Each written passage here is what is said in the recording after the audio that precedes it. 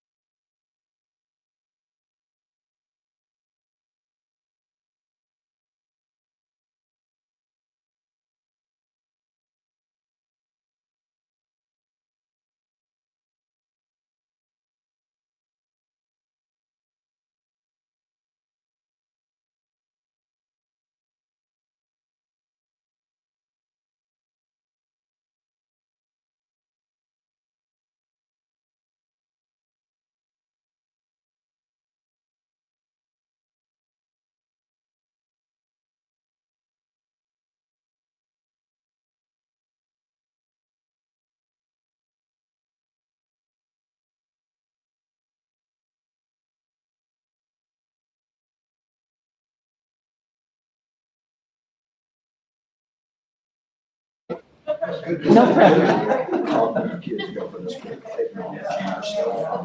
It is quite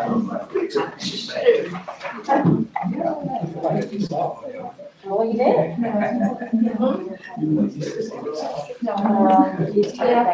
Next fall's gonna be really all right, because we have to make it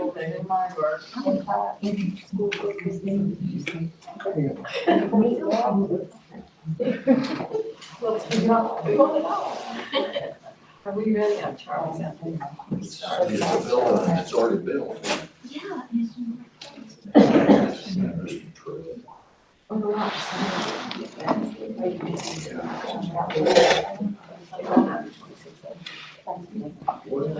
You know what we're. Hey, Charlie. Charlie.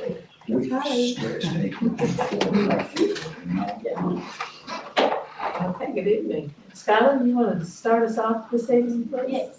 As a first and foremost for this meeting, I'd like to sort of remind everyone that Cleveland High School has recently lost a Blue Raider in this past month. Grayson Moser lost his battle with brain cancer, and he was a very, very sweet person and gave his heart into everything he did. So I'd like to dedicate our moment of silence to Grayson Moser.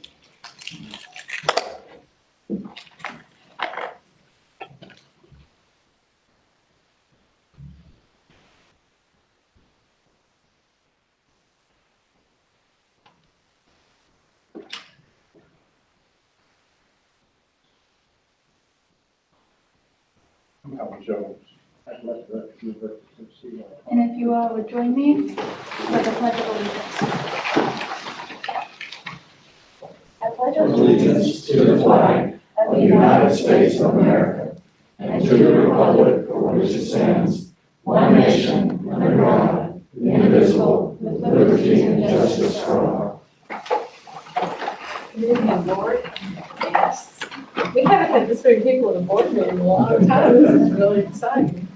I hope everybody had a nice Easter holiday, and I hope everybody got to see some more of their family this year than we did last year. Yeah. Too, so. Board members, you have on the consent agenda the items that you can see. Would anybody like to remove anything from consent? If not, I need a motion to approve. Motion from Paige, second from Tom or Charlie, whichever one you want. All those in favor say aye. Aye. Aye, okay, we will move on to our regular agenda, and that will be director's update. Okay, we can go into director's update and put that on the screen. There we go. First off, this is National Assistant Principals Week, and that's something we want to celebrate and pay honor to our wonderful assistant principals at all of our schools. I sent an email out to the admin today just recognizing the work of our assistant principals. I mean, they do so much that's really behind the scenes a lot of times that people just don't understand and know. But those of us who've been in that role or have been principals and worked with assistant principals, they work extremely hard, and you cannot run a school without the dedicated administrative team we have, including those assistant principals that do so much every single day. So this week is their week, and we want to celebrate them and thank them and honor them for the work they do. I also want to just mention our vaccination day too that we had. I want to thank all of the crew from Cleveland City Schools that worked out there. It was not the ideal day. It was a little chilly, a little wet at times, a lot wet at times actually. But inside the bus barn, it was nice and dry. And of course, thank Cherokee Pharmacy. I know they were, one of the lab techs was going to try her best to be here today, but evidently she got probably stuck doing vaccinations or something over at the pharmacy. She comes a little later, we'll make sure to recognize her. But want to thank the pharmacist and all the crew from Cherokee. They were great to work with. And I believe that day we vaccinated 330 employees. So that's fantastic, and glad that happened. Blade project, the good news there is K through 2, all the laptops are underway of being delivered. So that means that we have now fully accomplished the goals that you set about 4 years ago to get K through 12 laptops in the hands of our students. And it's taken a while, and the orders are really delayed this year, but we finally got ours, and that's underway. And it's been really neat to see our youngest kids with the newer models, and that's fascinating. And of course, we're going to continue to update those, and Dr. Raper and his department are doing a big load of that and really getting it accomplished. So congratulations and thank you to them. The work of the Academic Engagement Group and the Policy Implementation and Operations Committee I'm working with for TDOE has continued. That'll probably continue through the end of the year. I just wanted to note that. I also want to recognize TSBA, Prospective Superintendent Academy. I had the opportunity there last month to present on communications with the board and let prospective superintendents kind of understand the importance of that, the importance of communications in general, as well as strategic planning. So that was a good Saturday before spring break started to just share with them. I think there's, I don't know, maybe 15 or 20 of them that are going through that academy this year. The TOS Legislative and Learning Conference was actually last week. It was really well done, and it was, we heard from legislative leaders, we heard from leaders in the state. Just had a great time seeing each other again, superintendents. We haven't done that in a while. I mean, it's almost, well, it's been a year since we had done that. So it was good to see people in person. And then also we just had a wonderful board retreat. I want to thank Julie for organizing food and everything. Again, Dawn for hosting us and for just a great day we had sharing, even though it was a little blustery and a little cold, but the sun was out and it was nice to be in front of a fireplace when the fire was actually working. So that was on me. The fire went out. That was my fault. That was his only That was my one job. job. Sometimes I got it, sometimes I didn't. So Charlie, thank you for the assist, Tom, you helped too sometimes. So anyway, that's my big for today. Okay, great, great. It was a good day. It's funny to have a fire in your fireplace in April. Absolutely. But it was fun. All right, we're gonna we're gonna recognize some wrestlers, I believe. This is getting to be a habit, and we didn't get to do this last year because of COVID, so Dr. Dyer. Yeah, and I don't know who's here, but it is time for us to recognize our wrestlers, and if they're here.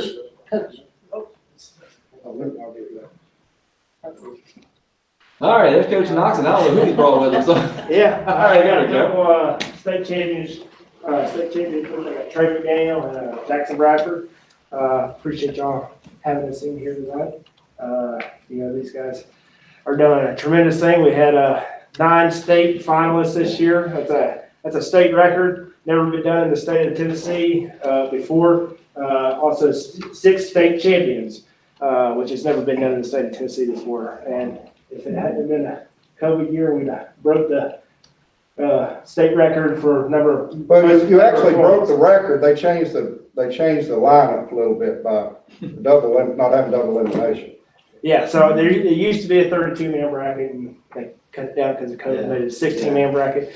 So we missed it by 27 points, which we would have scored 30 walking in the arena. If they had There you go. So, but good year. And appreciate y'all having us in here to kind of brag on these guys. I love coming down here and having an opportunity to let you know what's going on in the program. Next year we'll have 7 returning state finalists. That's half of our lineup will be a state finalist. So hopefully we'll be back here again. Absolutely. Members I'd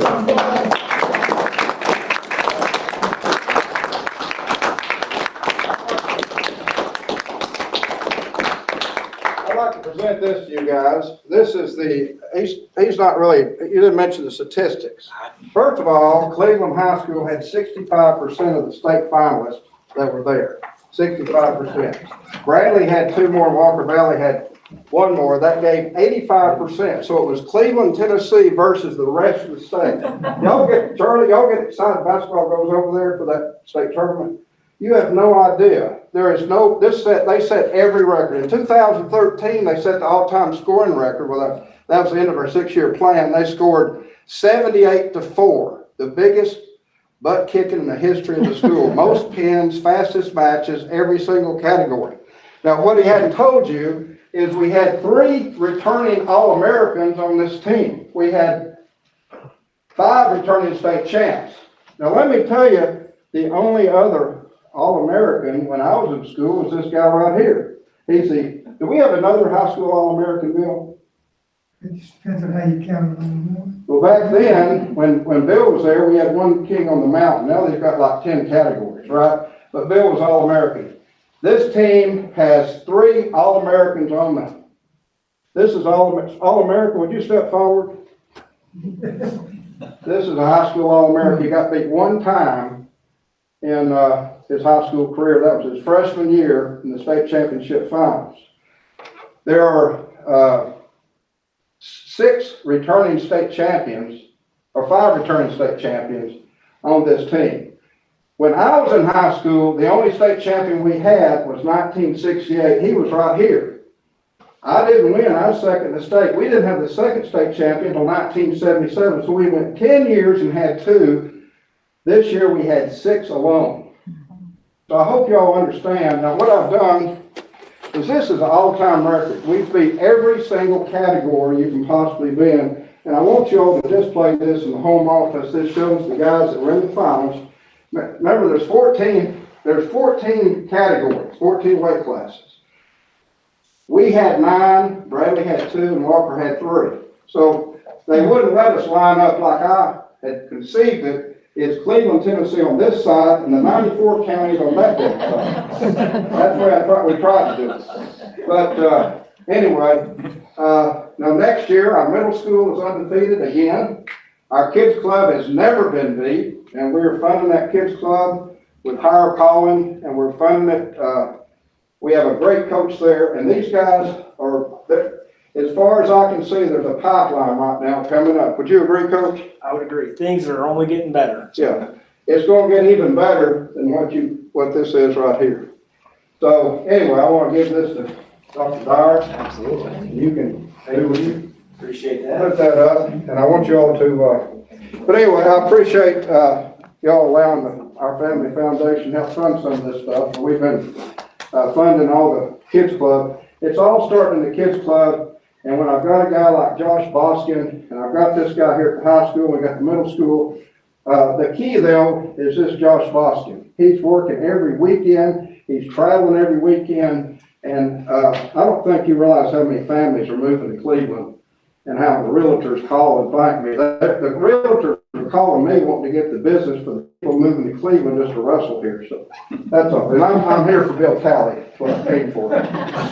So Alan, are you just a little bit passionate about the wrestling? I flew from Palm Beach. I tell the people in Palm Beach, I'm going to high school wrestling tournament. Goodbye. Coach, can you tell us where they're going next year, what the plans are for next year?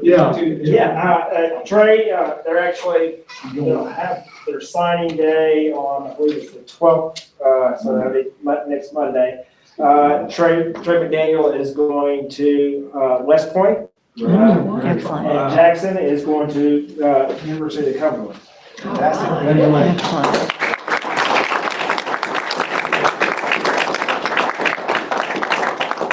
Both of them are exemplary students also in the school. Trey, I think, just found out this week that he is a graduate of distinction. So 8.0 GPA, all the requirements need to meet that. I believe our high school wrestling team's GPA is a 3.25 on average for the team. So that's 45 kids. Great. With a 3.25 GPA. It's not too shabby. No. We're proud of these guys. They work really, really hard. They're very disciplined. They're amazing students. They're models in the classroom and throughout the school as far as behavior and that kind of stuff. So there's a reason people are moving here and buying houses, and it's probably has a lot to do with these young fellows right here. When I started first year coaching here, these guys were freshmen, and their parents trusted me.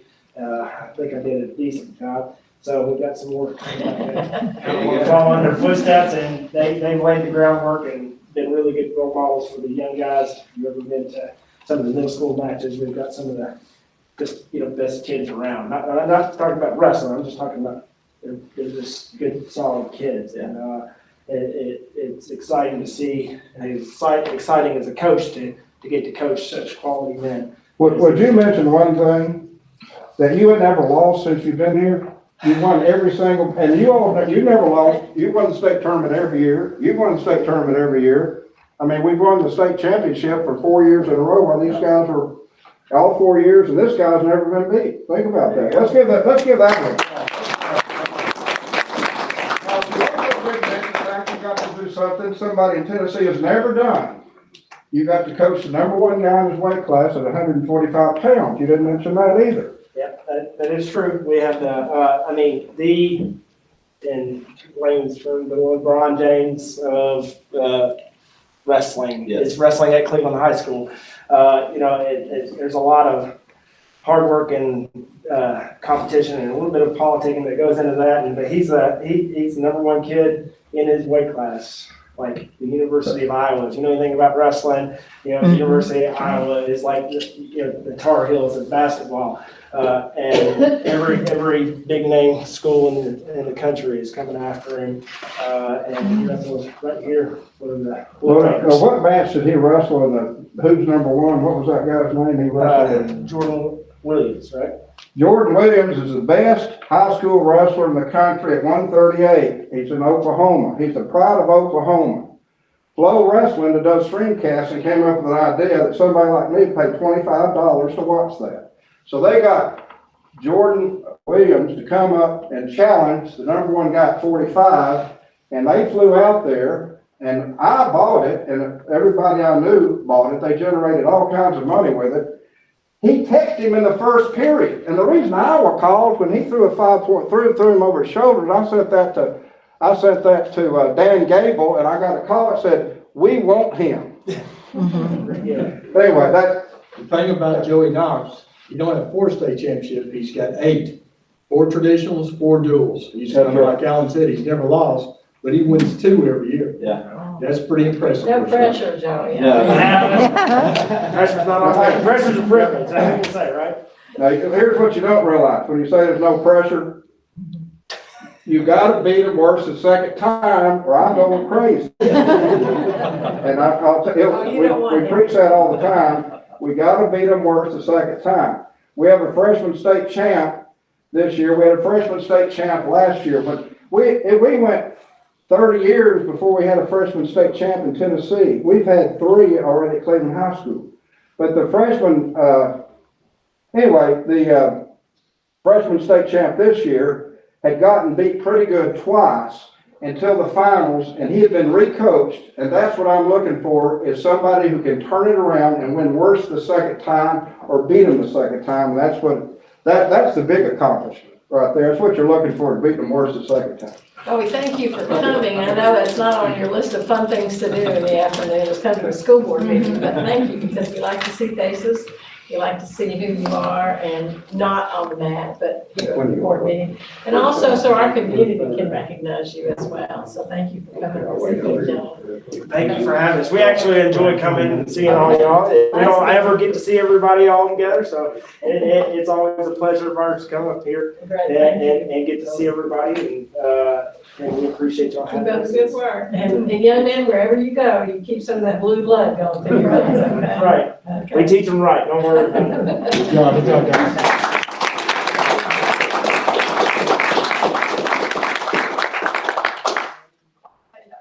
Okay. Mrs. Hudson? Yeah, Laura Hudson. Ms. Hudson, if Doug you'll come up Moore here, is gonna kick this one off. Okay.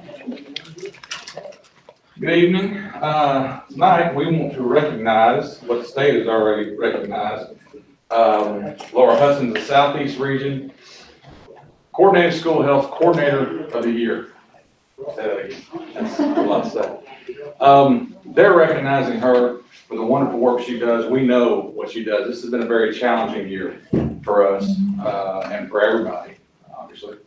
And our plan that we've executed this year is due in large part to what Laura does and carrying out our contact tracing and just our school nurses and coordinating all that. She's done a wonderful job in a year in which has been extra challenging for her.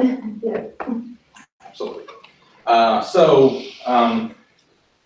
They sent this to us. This is the second year in a row that she's won this too. Okay, second year in a row. She does a wonderful job. She's recognized through the state, and we are blessed to have her here. Congratulations, Laura.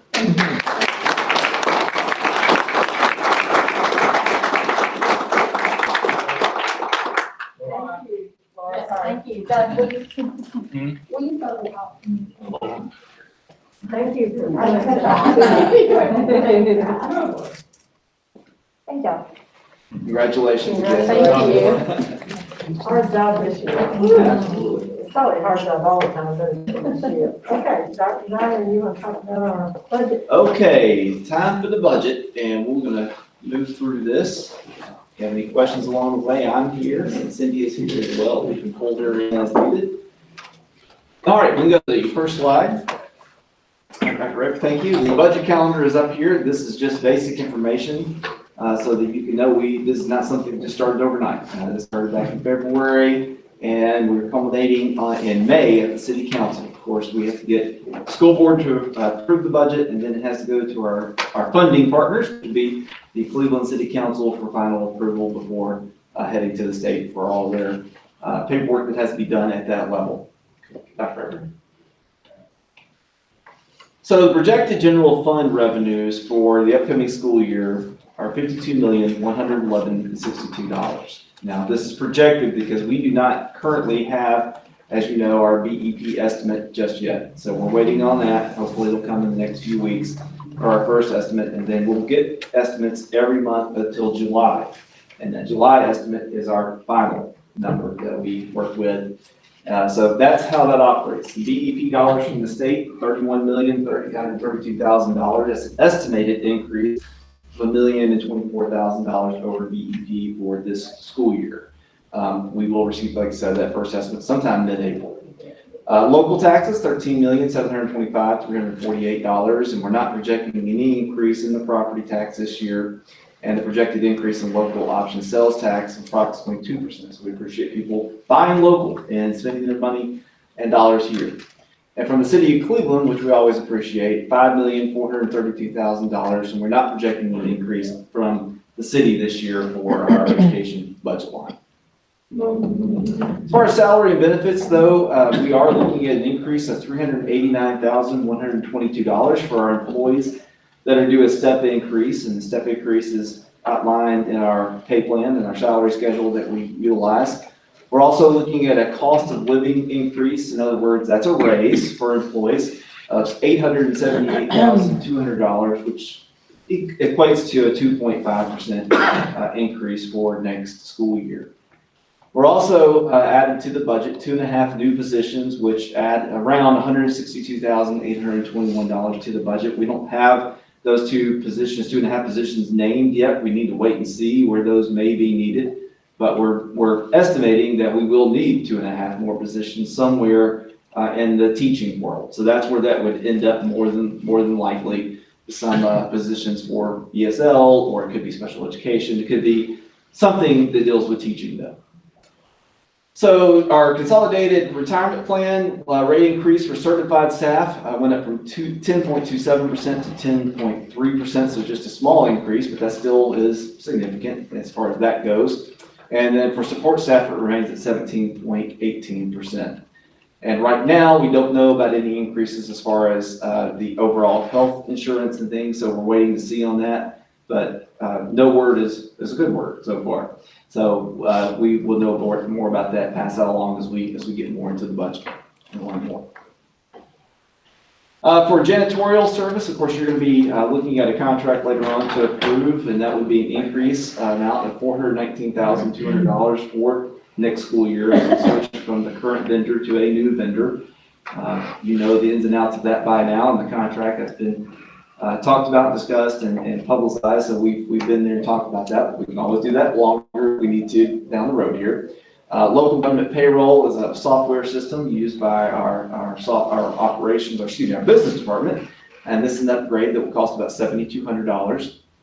For BCPEF, of course, we have a $10,000 that goes to them, and that increase is offset by revenues and curriculum budget, making this a budget neutral type stance. And Lynn's here, of course, and that worked out really well this year, and we look forward to continued partnership as far as that is concerned. And then school allocations, power school assessment, as well as the new chiller, the new air conditioning system, for lack of a better term, at the high school that we installed, I guess that was last year, that all those are decreasing by different amounts. The school allocations are decreasing a little bit just because the population of the schools did decrease a little bit this year, and we think that's due to COVID-related things. probably will go up again next year. That increase will probably be, this time next year, we may be increasing back to the $11,150. Power school assessment is something that was a expense that we had, but we don't have anymore. And then we have been able to pay off the chiller by using ESSER dollars, those federal dollars that have come in. Blade project, again, like I said, we are now a fully K-12 system as far as the Blade project, which is fantastic. That's a huge accomplishment, big check mark, so congratulations for getting there for all of us. But there are investments that go into that. And we do have the Teacher Apple MacBook Air laptops, K-12, it's a lot to say, $99,030 to refresh those and keep going. And then the grades 6 through 8 MacBooks, $349,368 to again keep that program up and running as well. So, as you see, our revenues are meeting our expenditures as far as that goes, and we're using none of our fund balance to get there, which is always fantastic to have those reserves as needed. But again, these are estimated, and we'll say that again, estimated amounts, just so we can make sure that gets in the media correctly. And as long as our estimations come in correctly, all these things will be able to happen. Of course, sometimes we have to amend the budget, and you'll get that as we go as well. So that's where we are, proposed amount for that, and then you have the school nutrition as well. The revenues, $3,548,000, expenditures of $3,953,000. So we are having to dip into fund balance as far as that goes. That is a COVID-related expense where we're not able to make necessarily the money that we normally would in a school year due to COVID and the different issues and related things that go into that. So we are going to dip into fund balance to help balance that budget, but that's something we're safe in doing. And here to answer any questions you might have. That's the nutrition department. This is nutrition, that's right. They take care of that. It's separate than. It is separate from the general revenue. I need a motion to approve, and then we'll have discussion, so. So moved. Okay, a second, Nate? Okay, discussion. Anybody have any questions? I think at the board retreat, when Cindy Guerin broke that budget down, so I could understand it. I mean, thank you, Cindy, for doing that, because a lot of the board, we all have a really good idea of what you deal with, and thank you. Welcome. Any other questions or comments? All right, I'll take a vote then. All those in favor of the budget for next year, say aye. Aye. None opposed. Okay, it's unanimous. Thank you. Okay. All right, we're going to move on to applications for naming facilities, and I believe that's Dr. Edendorfer and Mr. Beckler. Welcome. Well, first I want to thank you, Chairman Robinson, Dr. Dyer, for allowing us to come and speak today on behalf of two individuals that we think were critical in the foundation of the heritage we have at Cleveland High School today. A lot of you all have seen things recently about the celebration of the old movie, Remember the Titans. Remember the Titans happened in Virginia in 1971. Cleveland High School integrated in 1965. And it was a transformational time in our community, and most people don't realize what happened. I have friends in Nashville that can't believe that we were integrated and had the relationships that we had. And the two individuals that David and I are going to talk about tonight were both instrumental in that transition. And David and I both played on the first Cleveland High School football team. David was the first captain of the football team and the first all-state football player at Cleveland High School. I had the privilege of being the captain of the first state championship team. And the values that we learned at Cleveland High School at that time, I once wrote an editorial to the paper and said that we truly grew up in Camelot because it was a unique time. It was a time that just couldn't be replicated in today's world. It was impossible. Along those lines, I want to thank Peggy Festerfield and Carolyn Ingram for helping support this project, because by the rules, you have to have a board member, and trying to find board members that knew these individuals is challenging. And so what we did was we put together several documents from individuals that either been coached or played. And I'm going to speak on behalf of Bill Talley. David's going to speak on behalf of Coach Scott. I support Coach Scott fully. He was instrumental in my life. But David didn't know Bill Talley, and I did. I had the privilege of getting to know Bill Talley as a 10-year-old and playing baseball at Fulbright Park, which is across the street from the high school. And in fact, was the baseball field that Cleveland High School used in the early years. And Bill Talley was just a unique individual, and I want to read some of the things that people have said about Coach Valley, and I appreciate you all taking the time during your retreat to discuss this. This is from Glenn Ellis. He instilled in me and countless others that you can overcome any adversity if you have the desire and passion to succeed. He was truly a hero among boys. This is a quote from another gentleman. Bill was my little league football coach, has such inspiration also the program. His can-do attitude, knowledge of the game, and concern for his players is always above and beyond. He just never seemed to have a bad day. As a 12-year-old, I learned that no obstacles should be deterred me from making my achievements. That's from Jackson Brooks. Another quote is, another quote is from Alan Jones, who you all have heard from. I'm sure Alan will have comments later on. But anyway, during my time as a student, Coach Talley was the most inspiring teacher I've ever met, was the hardest working person I've ever known. He refused to accept his handicap. As you all know, Bill Talley suffered, he was a victim of thalidomide, which is a prescription given to pregnant women for morning sickness. And what it does is it closes the peripheral circulation so you don't get development of limbs usually. He refused to accept his handicap, was often told me to consider himself to be normal. I still remember he taught me, what is your excuse? He made no excuses. And I can tell various Bill Talley stories. One was he was taking Greg Davis. Greg was probably the best athlete that ever graduated from Cleveland High School. He was all-state in football, all-state in basketball. He was a better baseball player than was either. Went to Oral Roberts on a basketball scholarship and ended up playing AAA baseball until he got hurt. But Bill Talley was taking Greg Davis down to the University of Alabama. At that time, the SEC didn't recruit many African-American athletes. He was taking Greg Davis down to the University of Alabama to meet Coach Bryant, and it was a car wreck. And if y'all don't know Bill Talley, but Bill Talley could drive. They modified his car so he could drive. Now here's a guy with no hands, limited legs, and is driving his car. And he got rear-ended in Bessemer, Alabama. That's where the interstate ended. And he got out of the car, and the state highway patrolman came up and asked who was driving. Talley raised his nub, and the guy looked at him like, "What are you doing?" But the guy can do anything that you and I can do. It was an inspiration to all of us. A couple others. Bill coached the first baseball team to go to the state championship. Jim Woodall was the first baseball coach at Cleveland High School, but Bill Talley was the first coach that had successes. He took his team to the state championship where they finished number 3 in the state in the top 4. And that was the first time and the furthest I think Cleveland's baseball team has ever gone in the state playoffs. This is from Paul Bacon. I learned integrity, perseverance, determination, and respect for others.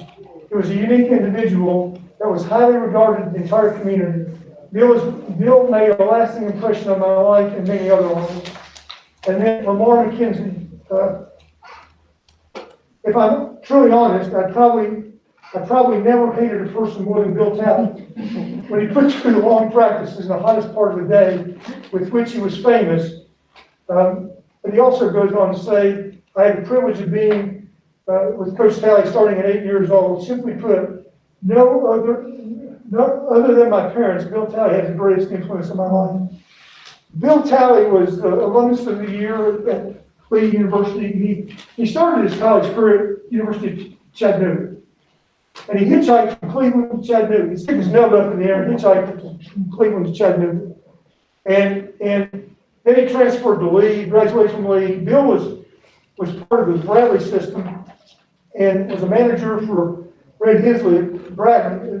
Bradley wouldn't hire him when he finished college, and Coach Scott hired him.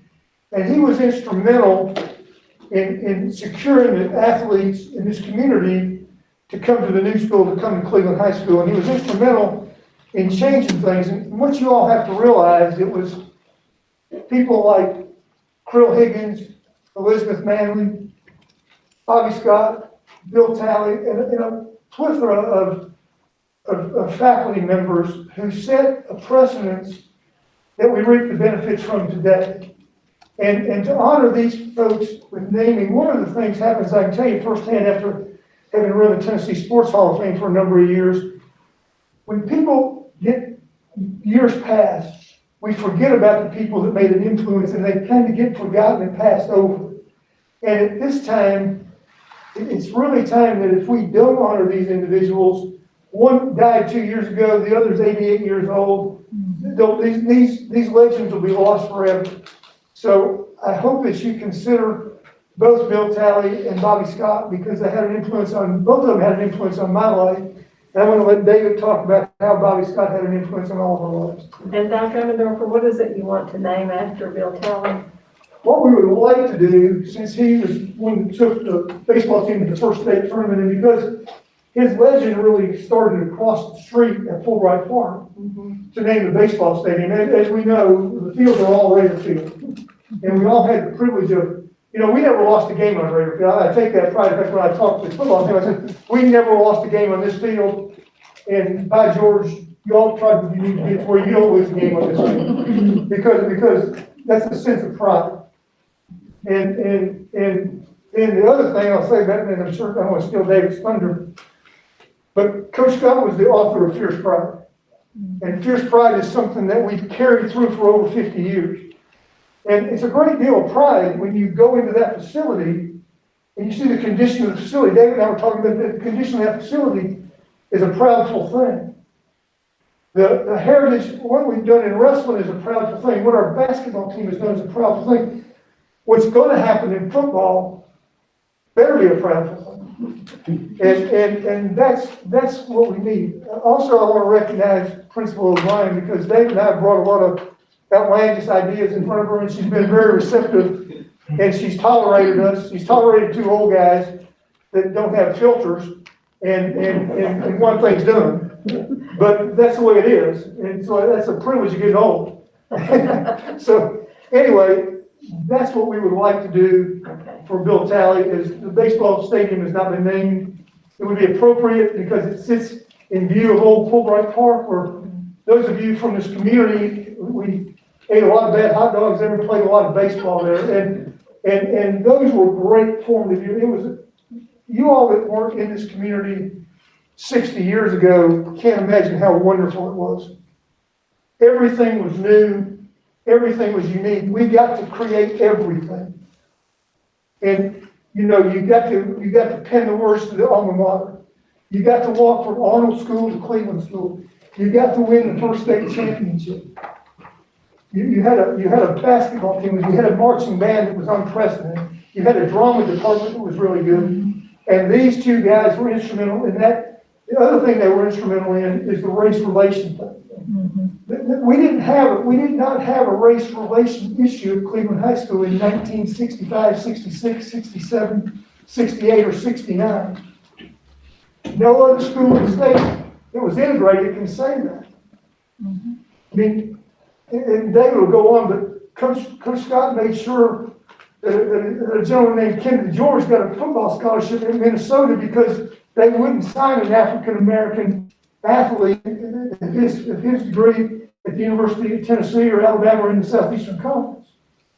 We had over about 45% of our starters my senior year were African-American. In 1968, that was unheard of. So David, I'm going to turn it over to you. That is a hard act to follow. I'm sitting over here and we knew we would duplicate each other on some of our comments, so I'm marking up that. But a lot of pressure on Bill and that because we're on a very important mission, we think. I'm going to tell you right now, I have reduced some of the words I had intended to say, and I'm going to rely very heavily upon the letters that you all have written. Now, it is my understanding, Don, that the letters that we've collected have been distributed amongst the... Yes, everybody said it. Well, I think it's very important that I would not want any one of you to vote on this one way or the other, especially with a no, if you haven't read those letters. So it's very important. So my personal talk tonight is going to be largely dependent upon the fact that you all have read those letters. In a quick summary of Coach Scott, when he came, as you all know, we had Arnold Junior High School, and we became sophomores the next year, and we played a B-team schedule. The Arnold Junior High School, before Coach Scott arrived, had a 1-9 record.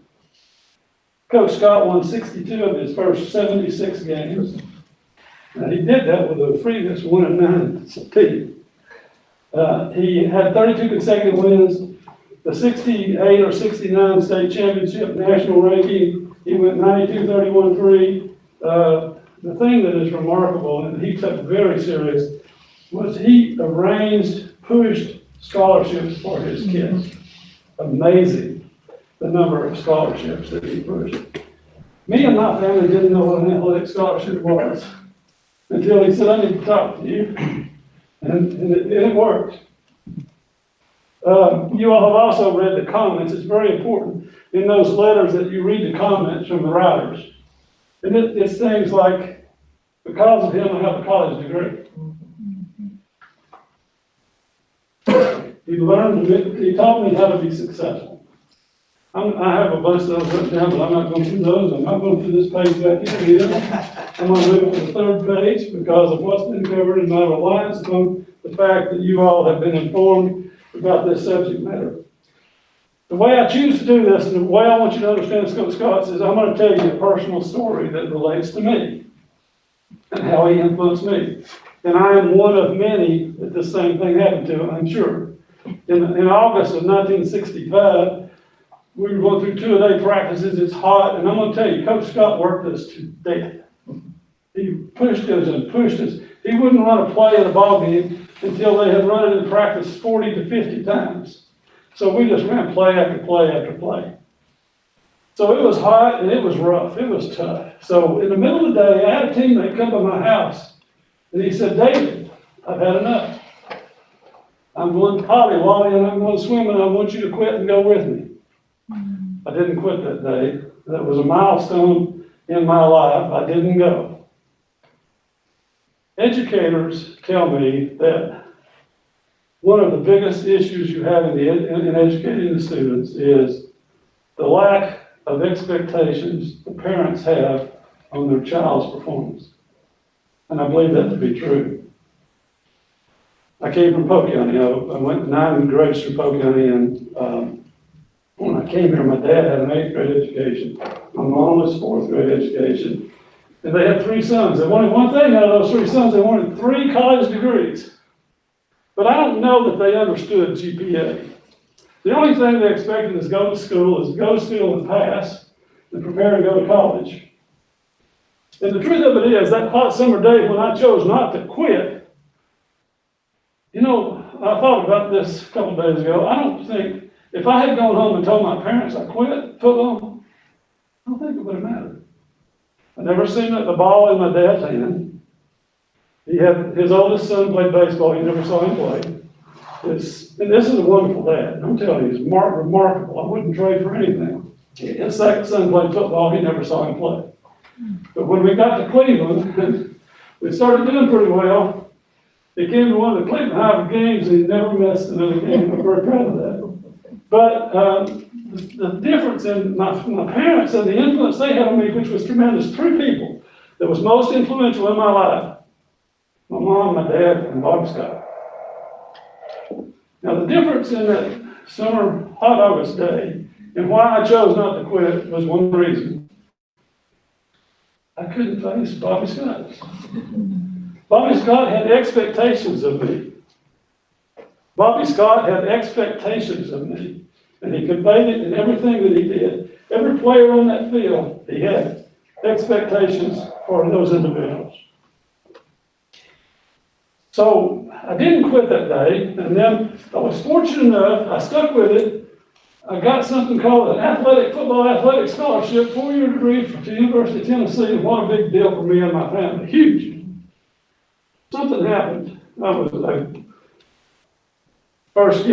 first week before the first game my sophomore year, I was starting tight end. I dislocated my elbow. Pretty much missed the season.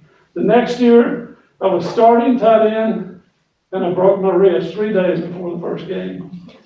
I got very despondent. I got depressed. And one day, I thought I'd had enough. I wouldn't admit to Bill. Bill was on campus for that time. I wouldn't go tell Bill. I wouldn't go tell anybody. I was going to pack my bags and leave during the night. Coach Dickey found out I was doing that. So he called me up. He run me down. He said, I want to talk to you before you leave, and if you'll talk to me, I will support whatever decision you make. I'll even help you find another scholarship somewhere else. And that was very good of him. He said, I got two things I want to say to you. This is Coach Dickey. He said, I want you to understand something that is important, as important as football has been to you. If you quit that today, for the rest of your life, it will be easy for you to quit things. I went, that's a pretty solid point. He said, I got one more thing to say. He said, what are you going to tell Bobby Scott? People, I went straight to my room, I took my suitcase and I unpacked it. I was at practice that afternoon, and I finished that degree, and thank goodness I did. But then I wanted to share that personal story with Coach Scott about you, because that's what he did for me. I know that's what he did for others. But there is one more, in my letter that some of you have read, I'm sure, we gave all these great statistics and a win-loss record. That's great. But that's not what Bill and I are here for today. Sure, that's a piece of it. It sounds good. It's remarkable. But what we're really here for is somebody that influenced our lives to the degree that Bobby Scott did. But one last subject. And I felt inadequate to tell you this, but in 1965, as Bill alluded to, racial tension in this country was high. You looked at the news every night, and it was full of burning buses, rioting, but it was not at all at Cleveland High School. It is remarkable. What I'm really interested in at some point is that history. If you all don't know about that, if you want to take pride in Cleveland High School, there's lots of things you can find to take pride in a school about. But one of them I'm telling you is that history at the time that it was created, it is remarkable. Was Coach Scott fully responsible for all that? Absolutely not. But what he did is, I need for you to read Greg Davis's letter. Don't do it now, but before you vote, read Greg Davis's letter. For individuals who needed rides to practice, he picked them up. And there were, in closing with him, there were no black athletes. There were no white athletes. We were all athletes. And that's the influence that it changed my life. And there are several related stories I'd love to share with you, but I don't want to fail him tonight. I want you all to take away from this gathering and mine Bill's effort who this guy was. And does he deserve some acknowledgement at campus? We are absolutely convinced he does. And for you all to take the time and consideration, we appreciate it. Mr. Becker, would you tell us a story about Greg Davis and what a great athlete he was, and Sure. how the story you told me, one of them, was about he didn't show up for spring practice for football because he wanted to play baseball or do a spring sport, and then he showed up for football. Before I tell you that, the Greg Davis story, and I'm reluctant to say what I'm about to say, but I really feel at home in here with you all, and I appreciate it. Greg went his first day in school would have been his sophomore year, as I recall. He went to Radley for one day. And Greg's story is he didn't feel welcome with being Cleveland. So Greg was a phenomenal athlete, everything. So Coach Scott had a rule that if you play a spring sport and you don't practice with the football team in the spring, you don't play with the football team in the fall. And Greg said, well, I want to go do baseball, whatever it was, the other sport. After Coach Scott said that to him. Well, in the fall, Greg showed up to get his shoulder pads and helmet. Coach Scott said, Greg, do you not remember what I told you? He didn't let him play. The best athlete in school, and Bill and I will argue with you all day, the best athlete ever played in high school. But that was his rule. And did we all learn from that? The person who learned the most was Greg Davis. And Greg loves it. He'll tell you that story in a heartbeat. And he contacted Coach Scott later to tell him, I want to say thank you for the way you treated us and the way you taught us to be men. So it is remarkable. There's lots of those stories. But the main thing, people, the way Cleveland High School and its student, its family, and its administrative, its teachers, everybody, the way they handled that integration, it was one family. And it's a history that I would like to make every one of your hearts and your chest beat loudly, because it is a time that you can take so much pride in. I appreciate the opportunity to do this. And do you understand what we are asking for in Coach Scott's words? What do you want to name after him? Well, we want something named after him, but what we're asking for is there is a field house at what I consider the north end. Some people call it the dressing room, some people call it field house. We would love to see his name on that building, along with the words, "Home of Pierce Pride." Now, Bill and I are here, we're willing to negotiate, but we have our request, and we think that's appropriate, and we think it's warranted, and thank you for your time. I'm going to let Peggy talk first. Peggy was at Cleveland High School in those early days, and you I were was just teaching 14. when you were 14.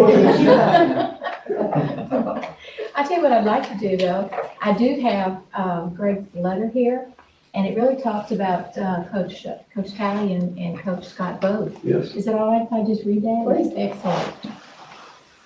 Excuse me, Peggy, before you do that, let me say one thing. Greg has been a career educator too in Tulsa, Oklahoma, and has had a significant impact on the communities in which he has been an educator.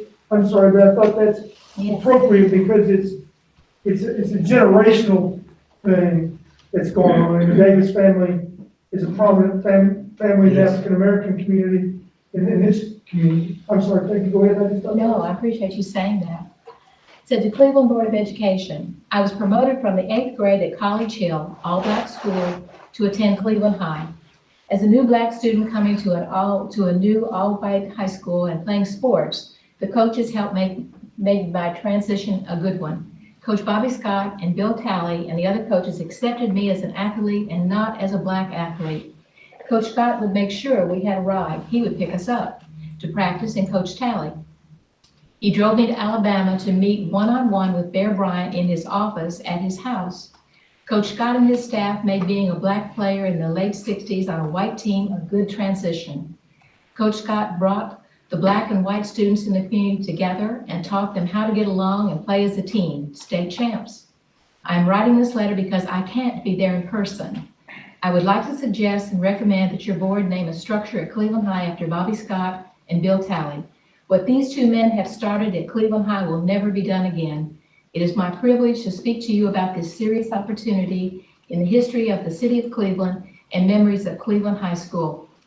I thought that was just signed sincerely, Greg Davis. I thought it was an excellent letter and kind of summed up, what you all have been saying. So Dr. Dyer, do you have a recommendation for us? Yes, ma'am. My recommendation would be to approve both applications and move this forward. Okay, is there a motion? I'll make a motion. Okay, Peggy and Carolyn second. To name the field house after Bobby Scott and the baseball stadium after Bill Bill Talley. Talley. Is that your motion? Second, are there any questions or comments? I just thought all those letters were outstanding. And the thing I read a lot with Coach Talley, and I think even Alan had one of them in there. You're out there working hard and it's hot and sweaty, and I went through those 2 days. They would, they used to give you those salt tablets about so high and everything.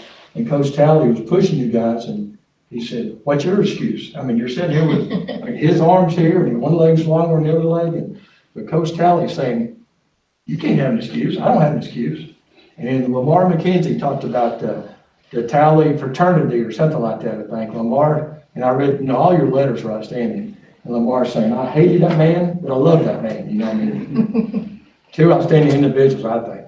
So what's interesting is I read those letters. Those are all community leaders that wrote those letters. Yes. So you talk about developing young people for the future and to be leaders in their community, they all are. as Bill well said as you all the could have had good twice as jobs. many if you wanted to. I mean, it was outstanding, the letters. One of the things, Peggy, that they didn't mention is when, Coach Talley took Greg Davis down to meet Coach Bryant at the University of Alabama, Mhm. they had a wreck. Yeah, Bill, And the highway, did Bill tell that? yeah, Yes, that was Okay. amazing. who was driving, right? Well, and who's driving, telling you, I was. Well, I just think that, how much we need to appreciate the alumni, Mhm. from Cleveland High School and what they have done and the passion that you have for, Cleveland High School. I don't know a lot of high schools, and I think back to my own high school when we didn't have anybody who would speak in the way that you have. And I have two sons that graduated from Cleveland High School, and I would like for them to hear some of the things that you all have said, and I'm so proud that they are graduates of the high school. So thank you and others who have worked to see that things are not forgotten and they're passed on. So thank you very much for your work. Can I make one other comment? I want to recognize David because David is the retired TVA executive that got a full plate, lives in Knoxville. But David's passion for the school to come back and things he's done on the Bradley Cleveland Foundation, Education Foundation, things he's done with the Alumni Walk, things he's working on with some other projects and this. David Beckler, this would not have happened if it had not been for David Beckler, his passion, his drive, and him bugging me to, you gotta do this, and we gotta do this. So anyway, but the deal is, David has a true love and appreciation for what this school afforded him. It led to his career, his life career, and it all started at this school. But David is the backbone behind us. What was it, 2 or 3 years ago, you came to us when we were at Cleveland Middle School, and you brought up the subject of Alumni Walk, because when you guys played, you dressed in the dome, didn't you? And walked down there from underneath the dome and everything, but you had that vision 3 years ago, whenever, what was it, David, about 3?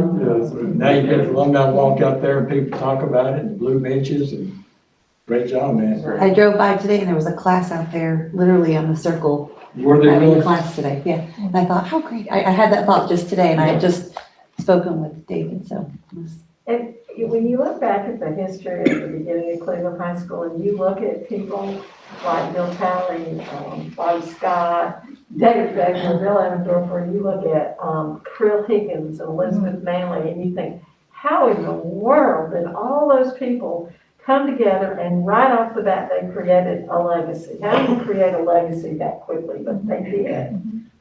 They were so excellent, and they're hard to live up to now. So let me tell you, the backbone of that whole thing was a strong professional school board with a vision. Yes. That school had a vision for what the high school could be in this community.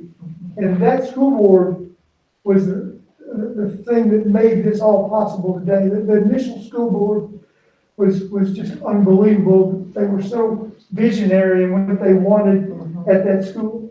And then after that, the administration and the school boards that have followed have been great caretakers of that asset. It shows you what that we know. It was Dr. Barnell, it was, oh goodness, I can't name them all, but, those are community leaders designed your life. It was really a very special time, and it was a lot of fun because there were a lot of very young, new teachers, and we just all, loved to be there. And I don't remember any racial tensions at all. So Skylar, we want you to carry these stories back to the high school and share with the students there, because we want you all to carry the torch forward as well. All right, are we ready to vote?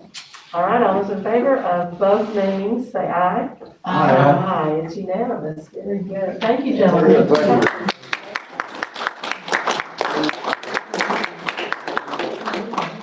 And you all are free to leave if you want. I'm gonna leave. The only reason I came is he drove all the way from Knoxville, he drove away from Athens, and she and I just came down Mouse Creek Road, so. Thank you. Can you share the letters with press. Is that okay with everybody? Yes, I spoke to Because all they're of them at the wonderful. time after my conversation with you, and if I was suggested, they would all be proud to do so. So the answer is yes. Great. They're in our attachments on our, Yeah, they're. so they're public, right? I'm sorry, but one thing, I would be remiss if I didn't say, we brought some ideas to this group. And the way you all have responded to us with encouragement, and you've worked with us very well. I think this board, I think that you're remarkable. And I was serious when I got up there and I said I felt at home. Because, I mean, I do feel that Come way. back anytime you want. And this lady right here, Ms. Beal said we've taken some ideas there. But even this, I think is very important. I think the history that we've talked about tonight, it's best that that not be lost. And I know there is a program in Autumn, and I talked about it today, and the fact that you've got some orientation class, for lack of a better word, for your freshmen.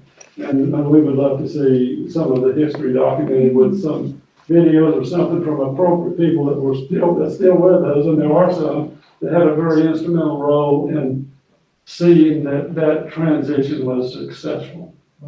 And I think that it will benefit your students, our students, to have that, the history, the background.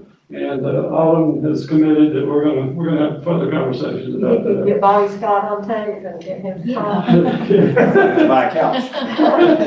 It's still, you mentioned Krill Higgins, but it's still just impressive to me that every freshman learns the alma mater. And that's been going on for years. We do a tour of the school and talk about the history.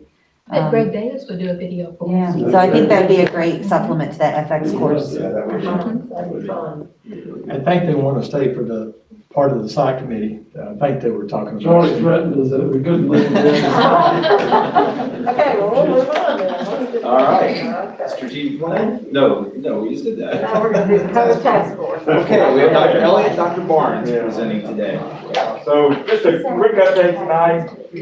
We are doing quite well. Our staff and students are continuing to do well as we move to the spring months, and we're looking forward to an end of the year as we move towards graduation, all the end of the year events for our seniors, and we're glad that we're in the business and the seniors are going to be able to do their end of the year activities. But a couple of things, we are working towards our summer program, just for you information, that our summer school program will offer Camp Raider for our elementary students at Ross, Mayfield, and over at Blythe Bower this year for our Cleveland City students. We're going to be sending out information Wednesday afternoon to those families and students to more information about the elementary summer program. We're excited about that. And then we'll offer a middle school program, and we'll be doing a lot of credit recovery over at Cleveland High School this summer to bridge that gap from last year. And then the other piece of it is we have virtual school that had launched this year, Virtual School of Cleveland. And for next year, we are looking at doing a Virtual School of Cleveland, however, bringing that enrollment, focused enrollment to 4th through 12th grade students in Cleveland City Schools. And more information will be coming in 2 weeks, the week of April 19th, to families that might be interested in the Virtual School of Cleveland for next school year.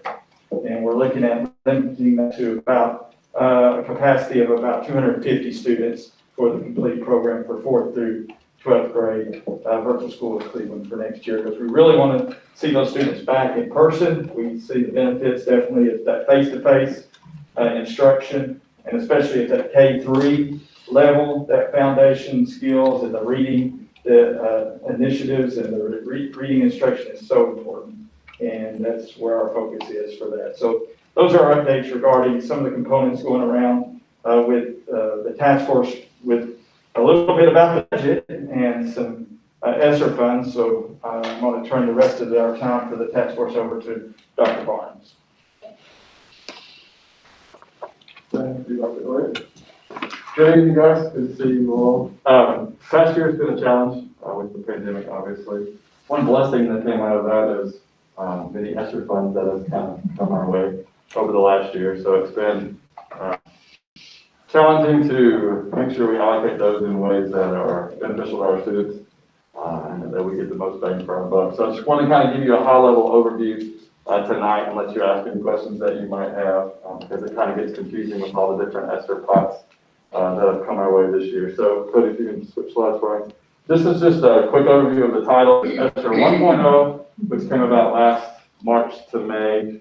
ESSER 2.0, which came about early December-ish. And then ESSER 3.0, which is in the process of being completed right now. ESSER 1.0 is referred to as the Coronavirus Aid, Relief, and Economic Security Act, which is CARES for short. 2.0 is referred to as the Coronavirus Response and Relief Supplemental Appropriation, or CRRSA. And then ESSER 3.0 is the American Rescue Plan Act of 2021, or for short, ARP. What does ESSER stand for? We just kindly refer to them as ESSER 1.0, 2.0, and 3.0. Does ESSER stand for something? Yes, that's it. Yes, it does, and I'll let you know. I'll do it. We don't have everyone. So switching over to the next slide, Cody, is just a high-level overview of all three funds and what Cleveland City's allocations were in those. So ESSER 1.0 was our allocation was 1.3 million. ESSER 2.0 was 5.4 million, and then ESSER 3.0 was or is 12.1 million. That, again, has just been released and the application is not yet opened up to the state for that yet. The next couple of columns are LEA spending requirements, were there limitations or parameters on the money. For the most part, it had to be tied or related to COVID or the lost learning time last spring, but there were no major stipulations or requirements as far as percentages and amounts to be allocated from each fund. There is for 3.0, the state is requiring that at least 20% be focused on learning loss, as we refer to it down there, learning acceleration. So that is their parameters that they have placed upon 3.0. Supplement or not supplant does not apply to any three of the ESSER grants. So that means that typically with federal money, you can't replace something that the system is required to purchase with federal funds, but that rule has been removed for the ESSER 1.0, 2.0, and 3.0. Equitable services refers to if we are required to open up these funds for private schools to participate. ESSER 1.0, we were required to open that option up to private schools in our area. We did, and all but one declined that invitation. So United Christian Academy participated and received a small portion of those funds for programming in their building. ESSER 2.0 and ESSER 3.0 have no equitable services requirements. Private schools receive their own grants after 1.0 is complete. And then lastly, to obligate funds, 1.0 is next June 2022, 2.0 is June 2023, and 3.0 will be obligated by June 30th of 2024. So that's kind of the timeline we're looking at for money. I can tell you why you go to ESSER. ESSER is Elementary and Secondary School Emergency Relief Fund. I knew that. So there you go. Thank you, Dr. Yes, sir. Joel, just for clarification, the allocation amounts, are those given to each system because of student population, or is it because of location in the United States or state or whatever, or is it strictly student? Tennessee receives a portion from the federal government, a lump sum in the billions of dollars, and they in turn around and reallocate that money based off student population and free and reduced lunch numbers, or direct certification numbers, as we call them now. Yeah, okay. Cody, you can go to the next. So the first slide here is ESSER 1.0, and this is just, again, a high-level overview of some things that were purchased with the ESSER 1.0 funds. In the Academics and Innovation Department, we've got iReady online instruction, Chromebooks for grades 3 through 5 were purchased, school allocations. So each school with ESSER 1.0 received a certain allocation of money based on their student population to purchase intervention materials and things of that nature that would be used for after-school programming and for any enrichment activities that they do. They also use that fund for some equipment. Some schools use it for cafeteria tables, for spacing and social distancing. Some schools use it for dividers, kind of like what you have at the tables. And so schools were given leeway to use that money as they saw fit in their buildings. Florida Virtual School Curriculum was purchased. That was a large chunk of money with a large chunk of student staff. Chose to do that route this year and to attend our virtual school, so we used that money to purchase licenses for those students. Operations department, and again, this is a few of the things, summer and after-school transportation costs. So we are providing transportation anytime we offer an after-school program. We will be offering it this summer, so of course, that causes our budget to increase, and so we are supplementing that with 1.0, 2.0, and 3.0, as we'll see here in a few minutes. Additional janitorial services, to pay for deeper cleanings, to pay for cleanings for summer programming. If you have people in the building in the summer, then the trash has to be taken out daily, which doesn't normally have to be done. Floors mopped and things of that nature, so that's what some of that money will go to. And then school nutrition costs. Last spring, school nutrition took quite a big hit with schools being closed and providing meal services to students, and so we used some of that money to recoup some of their costs. And then, of course, standard PPE things were purchased: gloves, hand sanitizer, purchase masks for all employees, thermometers for each building, and then signage at the schools. 2.0, you'll see a lot of the same things because 1.0 again will end next summer, and so 2.0 will go for another year. So we've added some of those things on the 2.0 as well, so we can continue those services for another year after 1.0 funds are completed. But we were able to buy devices for K2 and 9-12 with 2.0 funds. Summer programming stipends is a large chunk of that money. We'll be paying for instructional assistants to stay and to work in the summers to provide smaller groups for our students for intervention. Our ESL department and Ms. Duncan purchased 45 iPads for WIDA access and for some screener programs that they use that are much more user-friendly on a tablet than a laptop or computer. Math digital instruction software, again, Florida virtual school licenses, and then translation services. Last summer, when we had lost contact with all families for the spring, the way to regain contact with the ESL families is Ms. Duncan had an individual call. Almost all of them, or as many as we could, that we had not heard from, and was able to speak to them in their native language and make contact and get them registered for the new school year. So we'll continue that for the next 2 years as well over the summer. Operations, again, employee bonuses were provided from 2.0, which you guys approved last time. Thank you for that. Stipends for vaccine distribution. So both Saturdays we paid our nurses and maintenance staff to work extra and provide that service. HVA system at Cleveland High School. Life hour carpet is coming out. As a former principal, I can say thank the Lord that's happening. Tiles going down in all of those classrooms. Dishwashers and multiple cafeterias across the district were either replaced. And then kitchen hood replacements at various sites as well. The innovation department, we've already said this, but Chromebooks for K2 and then Mac books for 9-12. GoGuardian mental health and suicide screening for 6 through 12. Because those students take those devices home, sometimes they search and look for things that we might want to be made aware of at the school level.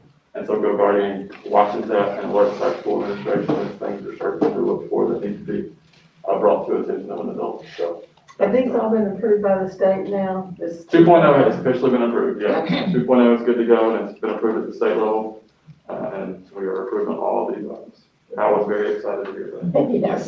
Because I know when we talked a couple weeks ago, we were waiting still. Right. Okay, that's good.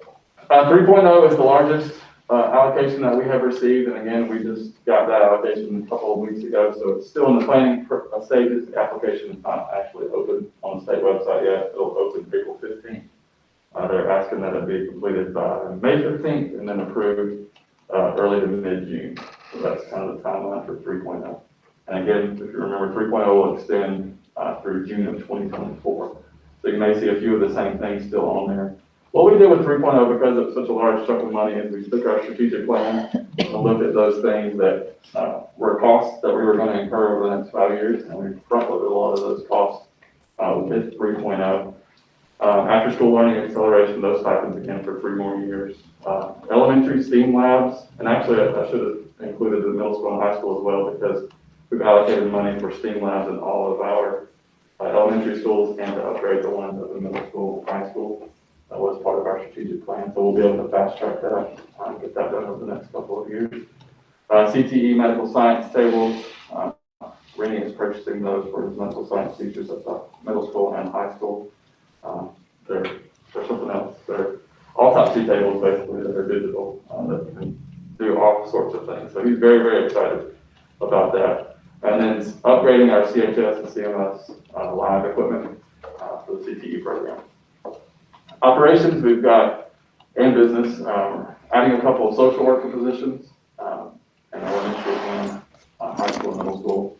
A learning acceleration specialist. So with the state requirements to offer an after-school programming all year long and to offer summer programming for the next 3 years, somebody's going to have to be dedicated to doing that work and identifying students who need to be there and contacting parents and coordinating transportation and all of that good stuff. So we are looking at putting that position in the budget. 4 new buses for transportation. They'll be incurring a lot of extra mileage with after-school routes, with summer routes. And so we want to make sure that our buses are up to date and are meeting our mileage requirements. Additional janitorial services again is there because ESSER 1.0 will run out next year. Arnold cafeteria expansion is on there. Mr. Giles is excited about that. Facilities master plan, so anything that's on that master plan is allocated in 3.0 for how to fix and address. And then after school and summer transportation again for 3 additional years. And then professional development and HR, we're looking at more Capture Kids Hearts trainings at all levels. So K-12, we've been training all of our certified staff, have had the initial training. With that comes follow-up trainings and walkthroughs to make sure it's being implemented with fidelity. So this is allowing us to pay for that service, sub-staffing service, and then a CAPS program site visits, which is our new CAPS program at the high school.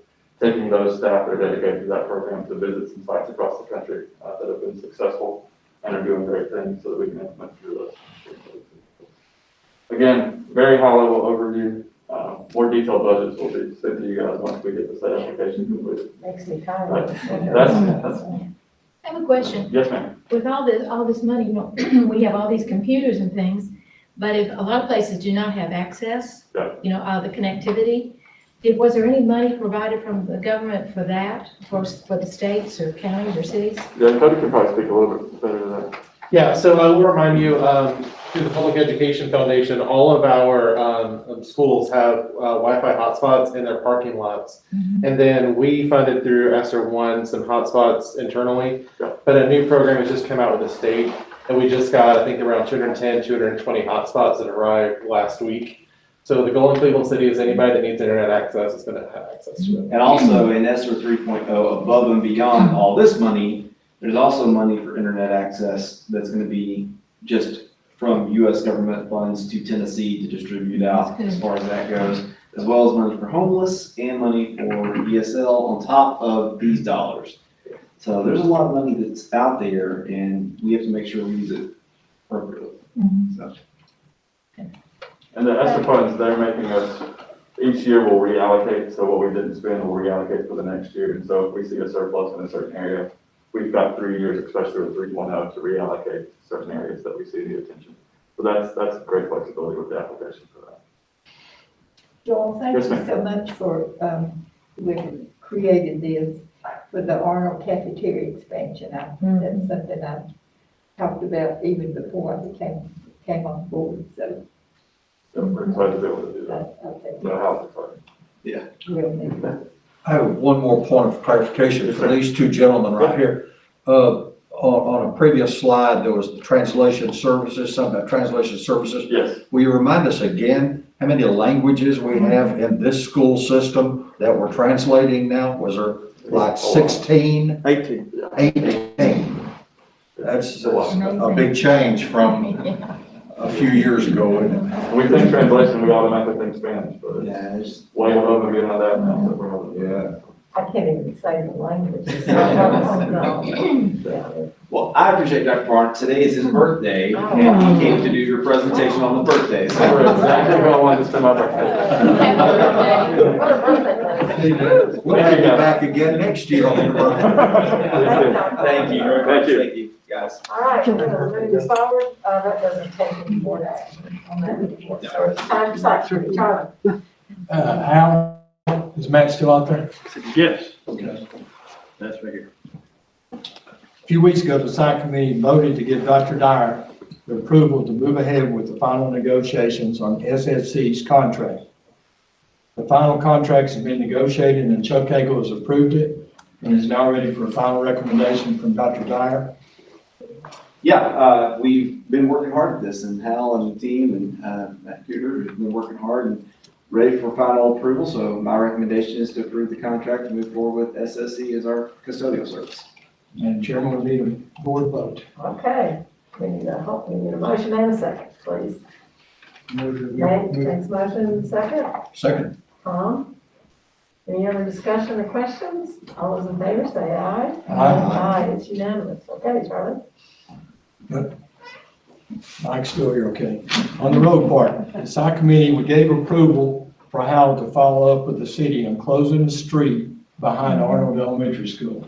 And Hal is going to describe the locations to get an idea of it's directly behind Arnold School. Yes, I don't have my map in front of me. So I think it's 4th Street to 7th Street is the location we're talking about. That's directly behind the building. And there is no other driveways coming into that except for our roadway. So we'd like to close that off. And that's where we would talk about this ESSER 3.0 expansion going. That would all help us with that expansion as well as our cafeteria improvement and allow us to move out into the road and protect the equipment we're putting there. And as well as make a safety, I think Mr. Chai will tell you, it would make it much safer to block that off when we don't have to worry about cars shooting down that road when we're in school, so. That's Harl, isn't that Harl Avenue? Yes, it's Harl Avenue, yes, sir. Between 4th and 7th. So to give you an idea, 4th Street is down by the south parking lot on the south primary side of the building. That's 4th Street. And then 7th Street is right by the back entrance of the building where the dumpsters were located. That's where 7th Street is. So 4th Street's down, it dead ends into the Denny Center. And then 7th Street is right there. And that pulls them to the back end of the school where the dumpsters are.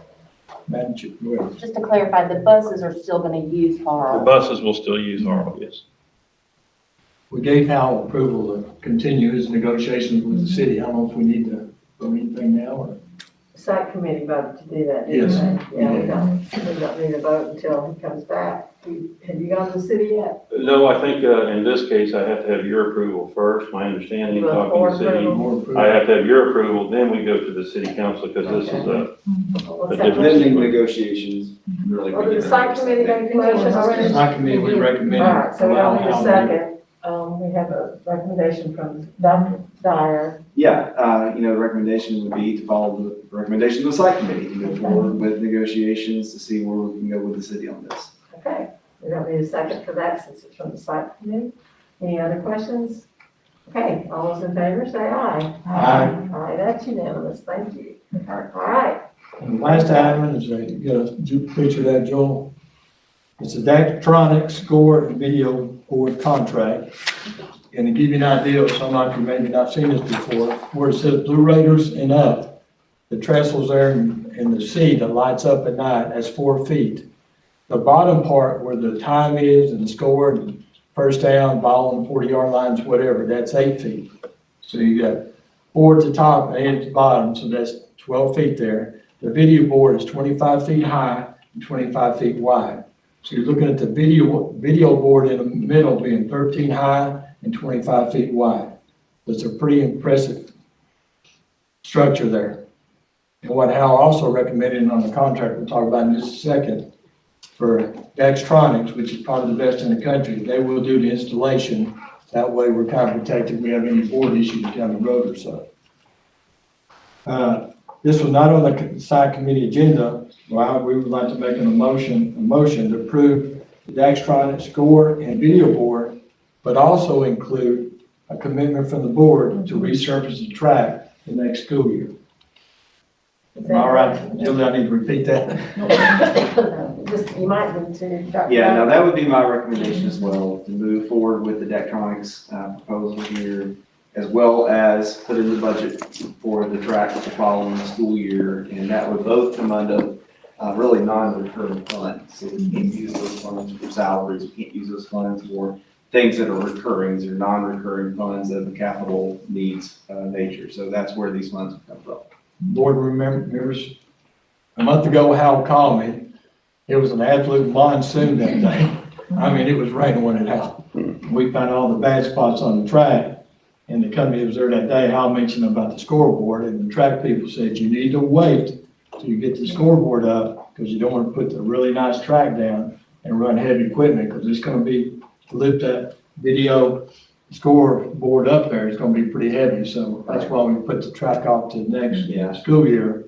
So we're committing to redoing the track. Right. In next fiscal year, right, Cindy? Where is she? She's outside, Okay. but I would say yes, that's exactly Is it. that right? And- Cindy gave me a thumbs up. No, the scoreboard at the high school for the facilities, it's old. It's not really repairable at certain times. Yeah. I'm looking at Hal Taylor.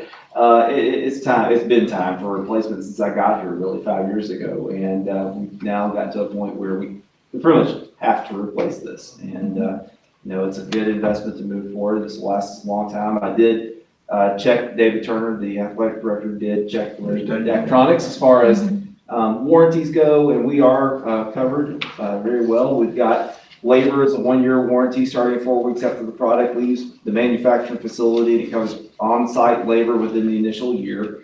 Parts are 5-year parts provided free of charge with guarantee of access to parts for 10 years. And then the system health, they actually tie in remotely. So they can, from their facilities, tie in remotely to that system and run diagnostics, make certain repairs from the comfort of their home if they wanted to make sure that our board would stay up to date with things that need to happen. So fairly good warranty there. And you can buy extended warranties if you want to, much like when you buy a new car. You may get 1,000 phone calls. You won't buy that extended warranty. So that's how that's taken care of. David also told me in the service area in Chattanooga that would kind of check our board or something. So, You said it was in Chattanooga where they could look and see if anything's gonna go wrong? yes, there's service centers in Chattanooga. I think what's really neat is that on that screen, we can recognize students. And for example, our wrestling team, they would be recognized, up there on the scoreboard for everybody to see. Right. Or If we have- Graduation, everything. Graduation, band events, you name it. Academics. That's a great way to really extend that beyond just the world of athletics. I think So- that old scoreboard got put up about in 97, 98, because we got a Coca-Cola contract at the time, and we were so excited about that new scoreboard then. The red and the Coca-Cola is faded to pink. Yeah, so that tells you how long the scoreboards last. Arnold and I had a great conversation the night before our retreat, and this is not just football. I'll give Autumn credit, she did not want football on it. She wanted Blue Raiders, because girls soccer, boys soccer, track. We get the elementary track program on growing again, you can see little kids up on the board. Autumn brought up band contest, Jim Brunn could generate a lot of money. Where they look for formations or something. I didn't even think about ROTC competition. The drill people can do that. Heath Esslinger, the FCA, do the Fields of Faith.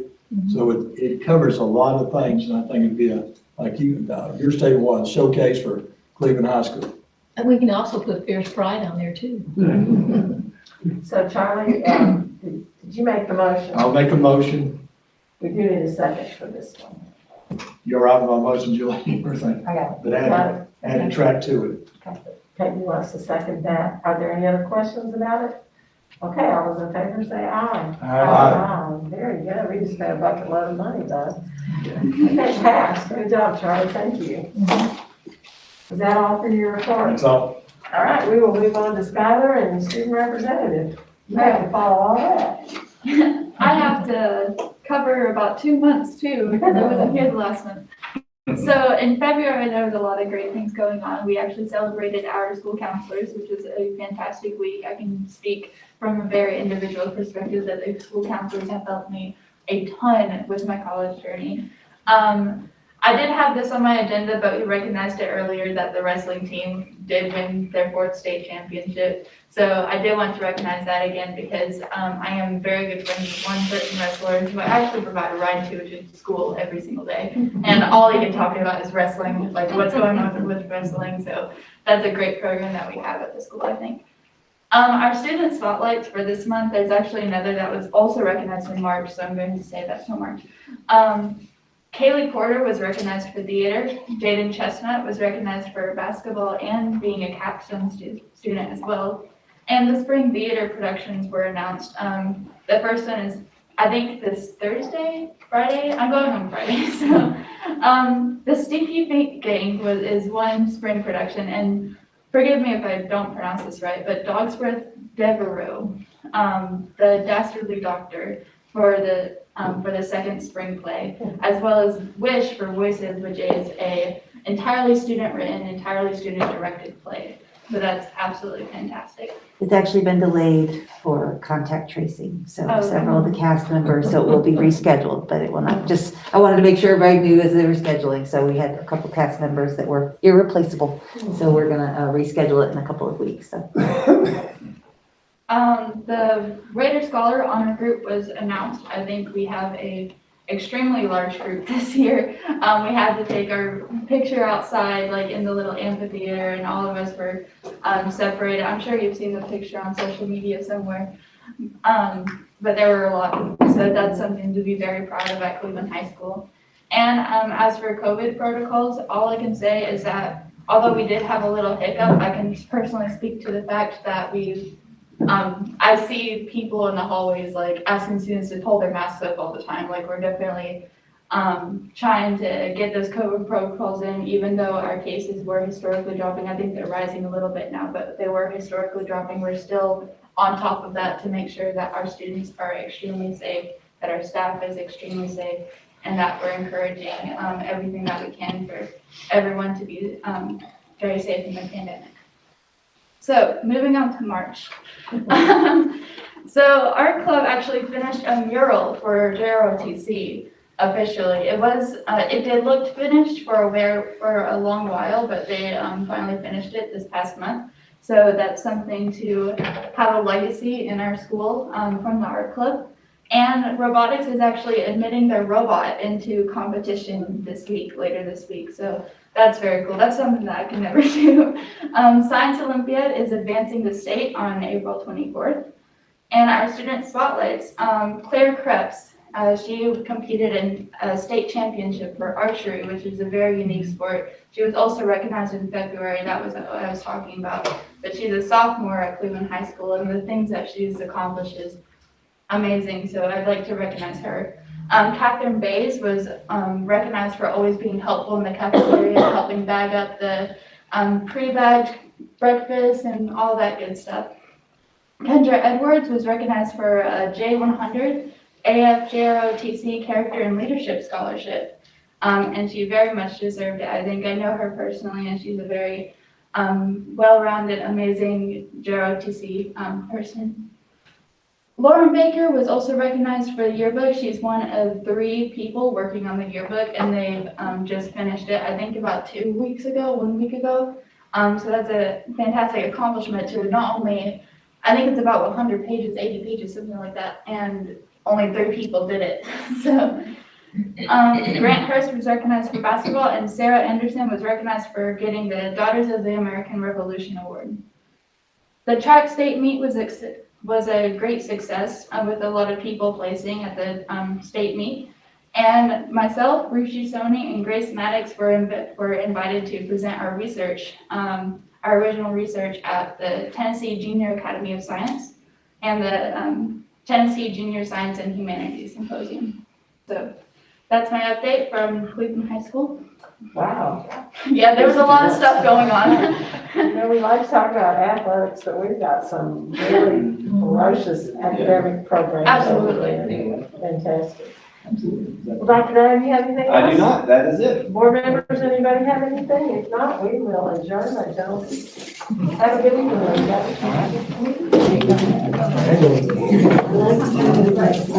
evening.